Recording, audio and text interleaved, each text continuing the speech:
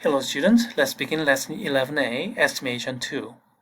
Here we're going to study section 3 of the previous notebook, interval estimation for population means, which we did not cover in lesson 10. Or did we? Maybe we did. Back in section 1 we went through this example problem, remember? We went through confidence intervals and confidence bounds for the mean one-way commute distance of all commuting students. All commuting students, yes, we did interval estimation for population mean. Why are we doing this again? Well, that's because there are other types. You see, we did one type of problem. There are others. And then we have to have some criteria what to use when. Here's a summary. So far we did this. From simple random sampling, if the sample size is large, then we can use normal approximation. Great. For small sample size, tough luck. We don't have anything yet. And of course, we have to study further. The key idea is the central limit theorem. I hope everybody remembers. No matter what random variable I begin with, if I repeat it independently many times and take the average, then the probability distribution of that average, which we call the sampling distribution of sample means, is more or less a normal random variable. Normally distributed with the mean of mu, the same mean, same expected value, and the new standard deviation of sigma over square root of n, which we call the standard error. And this approximation is actually not just an approximation, it's a limit. So limit converges as n goes to infinity. So the approximation gets better and better and better as the sample size gets bigger and bigger and bigger. Typically, large sample size of 100 and more, in that case normal approximation is considered pretty good, it's reliable. Less than 50 then is considered no good. So we have to do something else. Now, what about between 50 and 100? Well, that's a kind of gray area. Depending upon circumstance, you may do one thing or the other, or depending upon your error tolerance. Speaking of error, even when sample size is small, you can use normal approximation if you want to. You can just use normal anytime. It's just that after all the hard work, the approximation may not be very good, so your answer may be useless. So you can always use normal approximation. It's just that after using that, you end up failing. So how do we get over that problem? Here is the roadmap.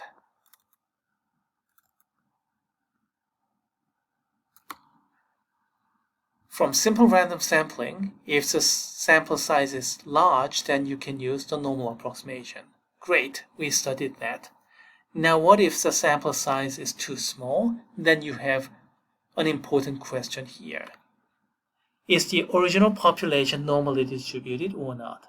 If yes, then depending upon the next criterion, do we know the population standard deviation sigma or not? Known sigma, then you can use the normal distribution z. For unknown sigma, you'll have to use student's t-distribution using the sample standard deviation. Now, what is student's t-distribution? I'll explain it a bit later. In any case, these two follow from this yes. If the original population normally distributed. What if no? In that case, there's no magic bullet here.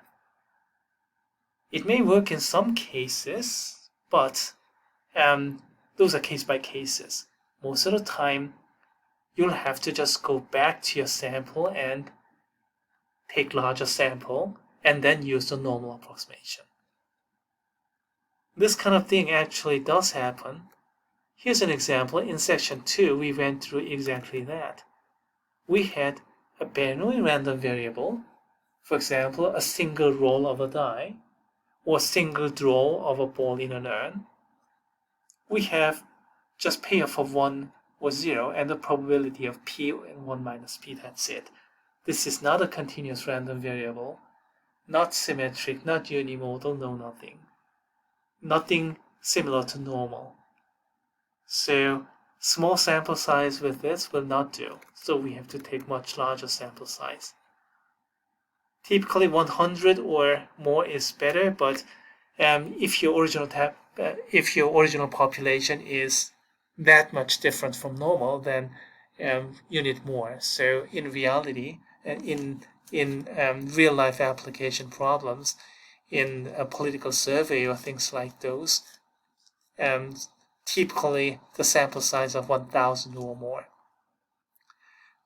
But on the other hand, in many cases, there are normally distributed population, and that's because there are a lot of population distribution where the averaging process is embedded in. For example, in the measurements in natural science, for example, typically you measure a lot and there are wide noses, so you have normal distribution there. How about your body, human body, for example? How many cells do I have? I mean, how many neurons do I have? How do I feel? Well, those are averaging process. So no wonder a lot of things are normal in the human body. So the original population is normally distributed. Yeah, that applies in many, many cases. And for known standard deviation, if the standard deviation is known, well, origin is normal. We know sigma, then this is just normal distribution. This is not normal approximation. You're just using the original population standard deviation, as we did in lesson 7. That was for individual, but it was a small sample. So instead of sigma, we have sigma over square root of n, that's it. Now, unknown sigma, okay, that's something we are going to focus upon. In many cases, sigma value is unknown, so you have to bootstrap with sample standard deviation. So we have to estimate with sample standard deviation. That'll add more error, so more margin of error. So what do you do? Well, that's the topic here. That's something we are going to do shortly. Okay, all right. Here's an example. Let us solidify our understanding through these examples. This one is asking about criteria. Stop the playback and read through. So what do we have here? First example, large sample size and population standard deviation. By the way, this is the very same as the problem we did back in section 1. Now here, large sample size but unknown population standard deviation. We only have sample standard deviation. Remember, Roman letter, that's sample statistic. Greek letter, that's population parameter. Now see, small sample size, we know population standard deviation, and the original is normally distributed. Finally, small sample size, original population standard deviation is normally distributed. Finally, we don't know the sigma. Population standard deviation, we don't know that, so we use sample standard deviation instead. What do you do? Well, here we used the z-curve, t-curve, student's t distribution. The others are all z, normal distribution. First two, those are normal approximation, and this is not an approximation. This is just normal distribution because assumption is the original is normally distributed. Okay, so much for examples. Now, let me show you some t-curve. The t distribution is based upon this density function, and it comes with something called the degree of freedom. The degree of freedom is n-1, where n is the sample size. Why n-1? That has something to do with the fact that this is just one-dimensional statistic that we are doing. You see, and just one sample and one-dimensional statistics. It's 1000 level course, so we don't deal with multivariate. If you go over to higher level class, in 3000 level applied statistics, there are some cases you have to consider n-2 for a two-dimensional situation. That's the maximum we do, even in 3000 level. Here in 1000 level, degree of freedom is always n-1, so you don't really have to worry about that too much. Here, we see the red dotted curve, which is a normal curve, the z-curve, and blue solid curve is a t-curve. T-curve is more spread out and less concentrated in the center. And here's the degree of freedom. Default is 1, so sample size is 2. And let's increase that. Increase. What do you see? As the degree of freedom increases, or equivalently, the sample size increases, the t-curve is approaching and converging into the z-curve. Do you see that? Let's go back.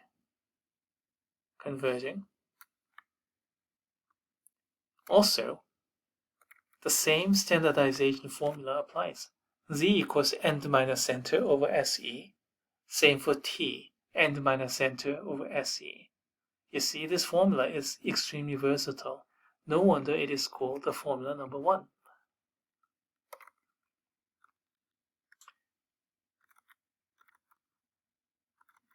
Alright, now let me show you some pictures of confidence intervals. So this gray picture in the background is the z-curve, the normal curve. And the solid curve is the t-curve for sample size of 5. So the degree of freedom is 4. More spread out, so the 95% confidence interval is larger. Do you see this dotted line here and there? They show the confidence interval for normal.